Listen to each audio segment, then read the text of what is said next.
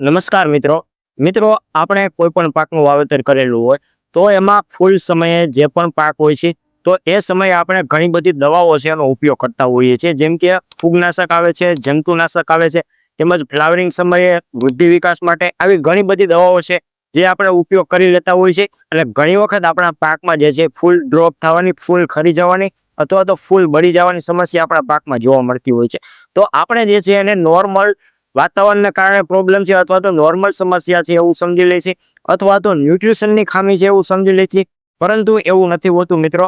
ઘણી વખત આપણે જ્યાં દવાઓનો ઉપયોગ કરીએ છીએ તો એમાંથી દવાનો ખોટી દવા આપણાથી ખરીદાઈ ગઈ હોય છે ને દવાનો ઉપયોગ જે છે નથી કરવાનો, એ દવાનો ઉપયોગ આપણે કરી લેતા હોય છે. એના કારણે પણ આ સમસ્યા જોવા મળતી હોય છે અને આપણે આ પરિસ્થિતિને નોર્મલ પરિસ્થિતિ સમજી લઈએ છીએ ને ઉત્પાદનમાં મિત્રો ઘણું બધું લોસ જોવા મળતું હોય છે.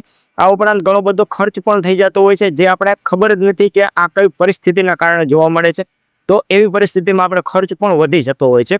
તો મિત્રો આજના વિડીયોમાં ખાસ આપણે માહિતી મેળવવાના છીએ કે ફૂલ સમયે કોઈ પણ પાક હોય તો એમાં કયા પ્રકારના ફૂગનાશક જે છે, તેમજ ઇન્સેક્ટિસાઇડ છે અને કયા પ્રકારના પીજીઆર જે છે જેનો ઉપયોગ આપણે ના કરવો જોઈએ, કારણ કે એ દવાના ઉપયોગ કરવાથી આપણા પાકમાં ફૂલ ડ્રોપિંગની સમસ્યા પણ આવી શકે છે.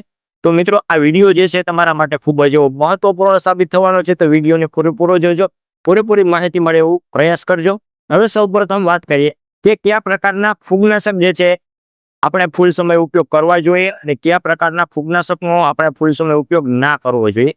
તો મિત્રો જે પણ ફૂગનાશક પાવડર સ્વરૂપમાં આવતા હોય છે, જેમ કે એક્રોબેટ છે, કરજલ છે, તાકાત છે, M45 છે, તો આવા ફૂગનાશક જે છે જે પાવડર સ્વરૂપમાં રહેતા હોય છે કે જે આપણે ફૂલ સમય બિલકુલ ઉપયોગ ના કરવો જોઈએ. આવા પાવડર સ્વરૂપ વાળા ફૂગનાશકના ઉપયોગથી આપણા પાકમાં ફૂલ ડ્રોપિંગ અથવા તો ફૂલ બળી જવાની સંભાવના ખૂબ જ વધારે જોવા મળતી હોય છે. પરંતુ આ જે કોઈ પણ ફૂગનાશક પાવડર સ્વરૂપમાં છે એમાંથી એક ટેકનિકલ એવું છે કે જે ઉલટું કામ કરે છે, એટલે કે જે થાયોફિનેટ મિથાઇલ આવે છે, રોકો પાવડર આવે છે, એ જે છે ફૂલ ડ્રોપિંગમાં નહીં પરંતુ ફૂલનું વધુ સેટ થાય એના માટે કામ કરતું હોય છે. તો એનો ઉપયોગ તમે કરી શકો છો.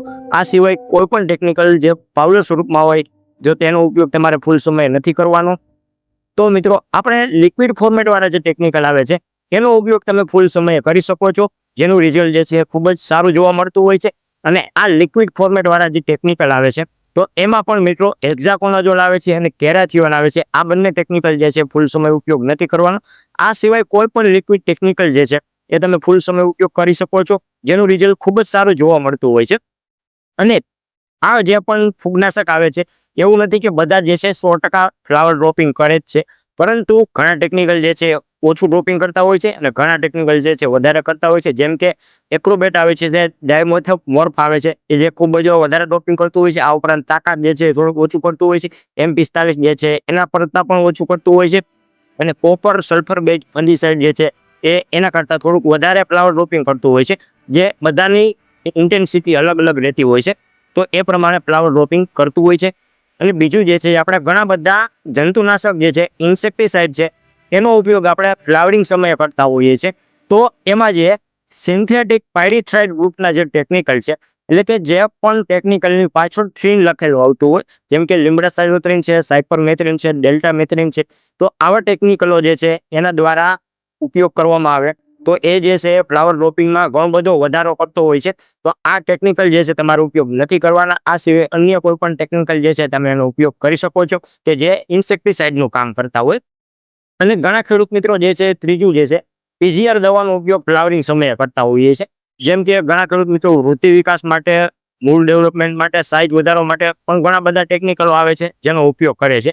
તો એમાં જે છે એક જિબ્રાલિક એસિડ આવે છે કે જેનો ઉપયોગ ફ્લાવરિંગ સમયે બિલકુલ નથી કરવાનો, કારણ કે જિબ્રાલિક એસિડનો ઉપયોગ આપણા પાકમાં કેમિકલ થિનિંગ તરીકે ઉપયોગ કરતા હોઈએ છીએ. કેમિકલ થિનિંગ એટલે કે મિત્રો આપણા પાકમાં જે ફૂલ આવ્યા છે એને ઘટાડવા માટે, એને ઓછા કરવા માટે આપણે ઉપયોગ કરતા હોઈએ છીએ. તો મિત્રો આ માહિતી હતી જે ફૂગનાશક, ઇન્સેક્ટિસાઇડ અને પીજીઆર કયા પ્રકારના ઉપયોગ કરવા અને કયા પ્રકારના ના કરવા, જે ફૂલ સમયે ખાસ ધ્યાન રાખવું ખૂબ જ જરૂરી છે. કારણ કે જો ઉલટું ઉપયોગ કરી લેશો તો આપણા પાકમાં ઉત્પાદનમાં ઘણો બધો ફેર જોવા મળતો હોય છે, ઓછું મળતું હોય છે. અને આપણે જે છે એને વાતાવરણની સમસ્યા અથવા તો નોર્મલ સમસ્યા સમજી લેતા હોઈએ છીએ. અને આ માહિતી જે છે બધા જ પાકમાં લાગુ પડતી હોય છે, બધા જ પાક માટે સેમ જ રહેતું હોય છે. ખાસ કરીને એવા પાકોમાં કે જેમાં ફૂલ ડ્રોપિંગની સમસ્યા વધારે જોવા મળતી હોય છે. ઘણા પાક એવા છે કે એને આ પરિસ્થિતિ લાગુ ના પડતી હોય, ફૂલ ડ્રોપિંગ જોવા જ ન મળતું હોય, તો એમાં આ પરિસ્થિતિ જોવા ના મળતી હોય. પરંતુ મિત્રો ખાસ કરીને ચણા છે, વટાણા છે, જીરું, ધાણા આવા પાકોમાં આ સમસ્યા ખૂબ જ વધારે જોવા મળતી હોય છે. અને જે પણ ખેડૂત મિત્રોને ખૂબ જ કાળી જમીન છે, ખૂબ જ ભારે જમીન છે, ખૂબ જ ઊંડે સુધી જમીન ભારે રહેતી હોય છે, તો એને આ પ્રકારની સમસ્યા, ફૂલ ક્રોપિંગની સમસ્યા ખૂબ જ ઓછી આવતી હોય છે. પરંતુ જેમની જમીન હલકી છે, આછી છે, એમાં ફ્લાવર ડોપિંગની સમસ્યા તરત જ જોવા મળતી હોય છે. જો તમે આ દવાનો ઉપયોગ કરી લીધો છે તો તરત આ પ્રકારની સમસ્યા ડોપિંગની જોવા મળતી હોય છે. તો ખાસ એ પણ જાણવું મિત્ર જરૂરી છે.